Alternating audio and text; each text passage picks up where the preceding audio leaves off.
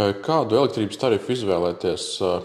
Šis jautājums ilgstoši nodarbināja ļoti daudz mājsaimniecību prātus, ņemot vērā, ka tas tieši ietekmē ģimenes rēķinus. Ko par to saka enerģetikas eksperti?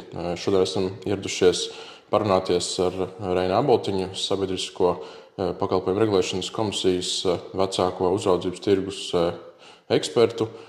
Reini, pirms vairāk kā gada, kad elektrības cenas bija tajā pīķī, bija vairāk kā 20, vairāk pat 30 centiem par kilovatstundu vidēji mēnesī. Toreiz visi runāja, ko mēs darām, vai mēs ejam no biržas atpakaļ uz fiksēto, vai tomēr paliekam un riskējam. Šobrīd tās cenas likali ir nokritušas, tas trakums ir beidzies, tu paredzi, ka tā cena tagad paliek tāda lejā, vai tomēr joprojām var skatīties cilvēki, ka tomēr var mēģināt arī pārmigrēt, ja tomēr tā situācija ir tāda? Jā, paldies par jautājumu. Īstenībā ļoti svarīgs jautājums. Regulātorā mēs arī ar kolēģiem regulāri analizējam tirgus norises un skatāmies, kā mājsaimniecības cik aktīvi reaģē uz to, kas notiek tirgū. Skaidrs, ka 2022. gada un daļēji 23. gada paša sākuma tās cenu tendences neatspoguļoja to, kā tirgus normāli darbojas. Tā bija tāda mākslīgi radīta krīze. Mēs zinām, ka to izdarīja Krievijas federācija, jau ļoti rūpīgi un ilgstoši gadiem ilgi gatavoja šo epizodi. Un jāsaka tā, visu cieņu tirgus noturībai un, jāsaka arī cieņu patērētājiem, ka viņi spēja iziet šim cauri, bet arī tirgus noturībai, ka tik fundamentāli uzmeistarotā mākslīgā krīzē, kur bija veikti visi pasākumi, lai radītu enerģētisko nabadzību, radītu politiskās krīzes, jo cilvēki būtu neapmierināti ar augstām cenām, izdarīt spiedienus uz valdībām, radītu apgādes riskus, ka tam visam tikām pāri, jā, bija smagi. Tā ir taisnība. Pusgadu bija ļoti, ļoti grūti. Bet es teiktu tā, arī pirmkārt tirgus atkopās ļoti ātri. Faktiski 8-9 mēnešu laikā tirgus bija atguvies no tā trieciena, no tā šoka.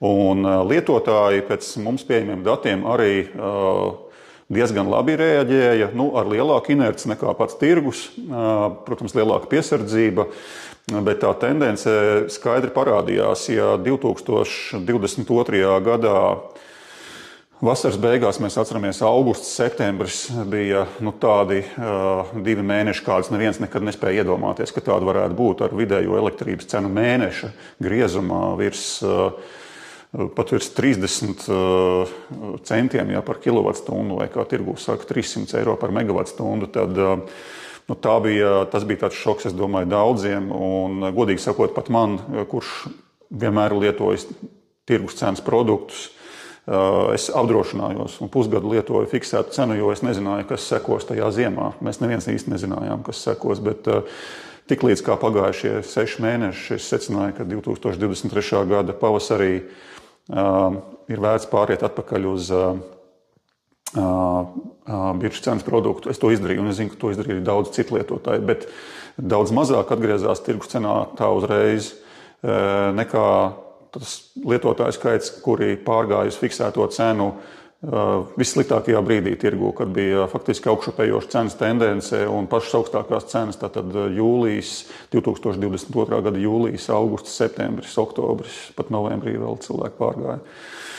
Un, tādā ziņā tā ir zināma mācība arī lietotājiem, kā rīkoties mainīgos tirgus apstākļos.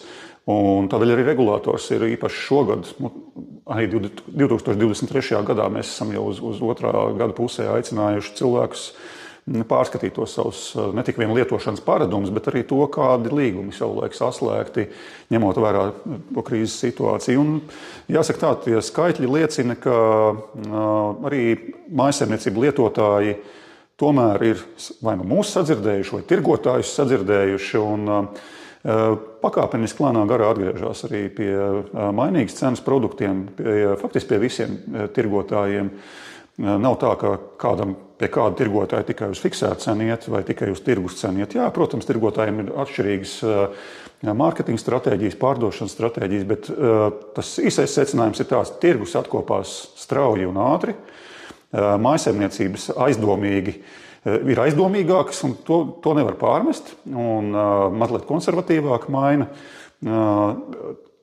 tirgotājus un produktus.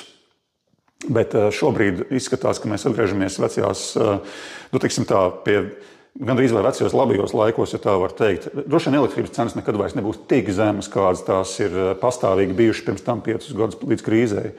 Bet cenas ir labas, manuprāt, manā vērtējumā cenas ir labas, un šobrīd, vismaz es nesaskatu kādus tirgus procesos balstītus milzīgus riskus. Jā, mēs ik pa laikam piedzīvojam kādu dienu vai 2 vai 3 reizes gadā, kad ir ārkārtīgi augsta elektrības cena, bet tie ir izņēmuma gadījumi. Ja paskatāmies ilgtermiņā, tad tirgus pierādīs sev kā ļoti labi funkcionējošu un stabilu un drošu, jo tik daudz procesu, par kuriem lietotāji nezin, kas gan tirgotāju pusē, gan tirgus operatoru pusē, ja, zināmākais, un kuram mēs esam Nord Pool tirgu, gan arī uzraudzītāju pusē, un uzraudzītāji ir pat vairāki, gan Eiropas līmeņi, gan nacionālajie uzraudzītāji, ka tur kļūdas gandrīz vienmēr tiek izķertas, gadās joprojām pa kādai, bet jāsaka tām ir minimāla ietekme uz gala lietotāju, tīpaši uz mājsaimniecībām.